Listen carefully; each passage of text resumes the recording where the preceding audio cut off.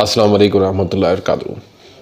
नाज़रीन, कैसे हैं आप? उम्मीद है कि आप खुश होंगे। अल्लाह ताला आपके लिए आसानियाँ पैदा फरमाए और अल्लाह ताला आपको सेहत और तंदुरुस्ती अता फरमाए। नाज़रीन, मेरे लिए भी आप दुआ कीजिएगा। मुसलसल सफ़र की वजह से तो तबीयत जो है वो नासाज है, जिसकी वजह से कुछ दिनों से मैं वीडियो भी आप तक नहीं पहुंचा पा रहा, तो खुसूसी दुआ की दरख्वास्त है। नाज़रीन, आज हम जिस टॉपिक पे बात करने लगे हैं वो है कै या उल्टी आना।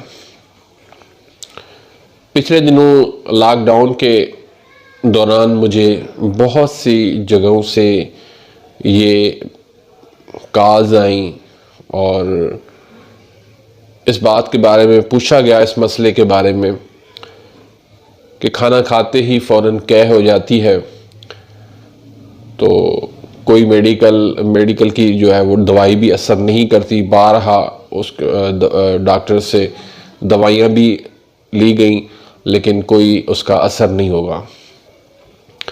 तो अल्लाह के फजल करम से मैंने उनको बताया, तो उन्होंने घर के अंदर ही वो इलाज किया। तो अल्लाह के फजल करम से उनकी कै आना, उल्टी आना जो है वो फ़ौरन बंद हो गई। तो आज मैं आपके साथ भी वही मैं शेयर करना चाह रहा हूँ। तो नाज़रीन, देखें कै क्यों आती है। कै इसलिए आती है कि खाना हज़म नहीं होता। और हज़म खाना क्यों नहीं होता? मैदे के अंदर एसिड की कमी हो जाती है, क्योंकि खाना जो हज़म करता है मैदे में हज़म करने वाली जो चीज़ होती है उसको एसिड कहते हैं। जब वो एसिड की मिकदार कम हो जाती है तो वो खाना हज़म नहीं हो पाता। अब ये सूरत जो है वो दो सूरतों के अंदर होती है। एक तो या तो गर्मी बहुत ज़्यादा बढ़ जाती है, जिसको हम गुद्दी तहरीक कहते हैं।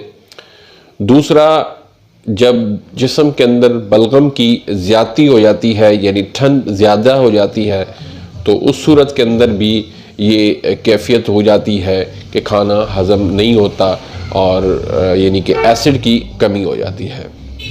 तो दोनों का इलाज जो है वो सेम ही है, एक ही है, यानी कि एसिड अगर दे दिया जाए, एसिड अगर बढ़ा दिया जाए, तो ये मसला हम आसानी से हल कर सकते हैं। तो इसकी तफसील इंशाल्लाह मैं आपके सामने रखूँगा। तो उससे पहले एक छोटी सी गुजारिश है कि अगर आपने अभी तक मेरे इस चैनल को सब्सक्राइब नहीं किया तो प्लीज़ सब्सक्राइब कर दीजिए और बेल आइकन यानी घंटी के निशान को प्रेस कर दीजिए, ताकि मेरी हर आने वाली न्यू वीडियो का नोटिफिकेशन आप तक पहुंच जाए और आप मेरी वीडियो से रोज़ाना मुस्तफ़ीद हो सकें।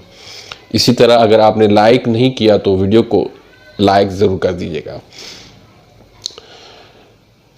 तो नाज़रीन, कै आना या उल्टी हो जाना ये तब होता है जब आपका हाजमा ख़राब हो, जब आपका हाजमे का निज़ाम बिगड़ चुका हो, तो उस वक़्त ये सूरत सामने आती है।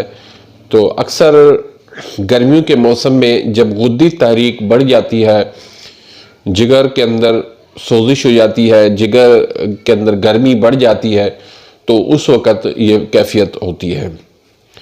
उसमें ज़रूरत होती है कि एसिड जो कम हो जाता है मैदे के अंदर, तो वो एसिड की मिकदार दे दी जाए। एसिड के दो फ़ायदे हैं। एक तो फ़ायदा ये है कि आपका ये खाना हज़म कर देता है। दूसरा ये कि जब गुद्दी तहरीक की होती है, ज़ोरों पर होती है, तो उस वक्त दिल पे घबराहट भी होती है। तो ये एसिड देने से, तेज़ाबियत बढ़ाने से आपकी वो दिल की घबराहट भी जो है वो दूर हो जाती है। दिल आपका जो है वो तेज़ काम करना शुरू कर देता है।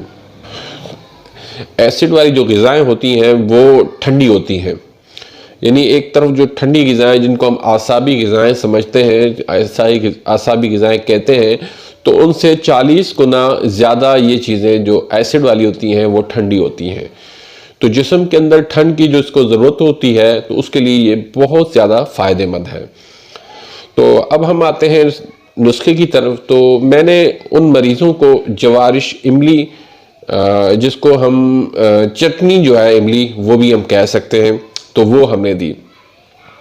वो आप घर में भी बना सकते हैं, और अगर आप नहीं बना सकते तो उसका भी मैं इंशाल्लाह आखिर में आपको अल्टरनेट दूंगा इसका। तो इसमें इमली है 1 पाव, आलू बुखारा है 1 पाव, पुदीना देसी है 5 तोला, सुंड है 5 तोला, जरचिक है 10 तोला, मुनक्का है 10 तोला, आंवला है 5 तोला, और सत लीमू यानी लीमू का रस जो है वो 5 तोला, और चीनी इसमें जो है वो आपने 3 किलो मिलानी है। अब इसको तैयार कैसे करना है कि इमली आलू बुखारा रात को अपने पानी में भिगो देना है, दूसरे दिन हाथ साफ करके खूब मलें और छांटी से छानें। दूसरी अद्वियात बारीक करके रख लें। इमली के जलाल में आपने चीनी डालकर कवाम को आपने गाढ़ा करना है, और जरशिक और मुनक्का वगैरह कूट कर शामिल कर लें। फिर अदविया का सफ़ूफ मिला लें, बस तैयार है। सत लीमू पकते हुए कवाम में मिला लें। मिकदार खुराक आपने इसकी जो लेनी है वो 6 माशा से 1 तोला दिन में 3 से 4 मरतबा दे सकते हैं। तो ये उजलाती आसाबी मुहर्रक मुकव्वी कलब है, यानी कलब को ये तहरीक देता है, बहुत ज़बरदस्त ये दिल की एक फ़ायदेमंद है। तो एक ही खुराक से दिल जो है वो खुश हो जाता है। हैज़ा जैसे मुज़ी मर्ज जिसमें प्यास बहुत कसरत से लगती है, उस वक़्त भी इससे बढ़कर प्यास रोकने के लिए कोई और दवा नहीं है। ज़ुबान पर लगते ही प्यास ख़त्म कर देती है। हामला के कै में भी आब हयात है। बच्चों के दस्त व कै में भी फ़ौरी असर है। यानी इतने सारे फ़वाइद हैं इस जवारिश इमली से। तो अल्हम्दुलिल्लाह हमारे पास तो ये बनी होती है, आप भी इसको बना सकते हैं। जो हकीम है बना सकते हैं, जो हकीम नहीं है नहीं बना सकते, तो उनके लिए मैं आसान सा एक जो है ना वो नुस्खा मैं बता देता हूँ कि आपने क्या करना है कि इमली और आलू बुखारा वो आपने थोड़ा थोड़ा जो है ना लेके पंसार से वो आपने रात को पानी में आपने भिगो के रख देना है।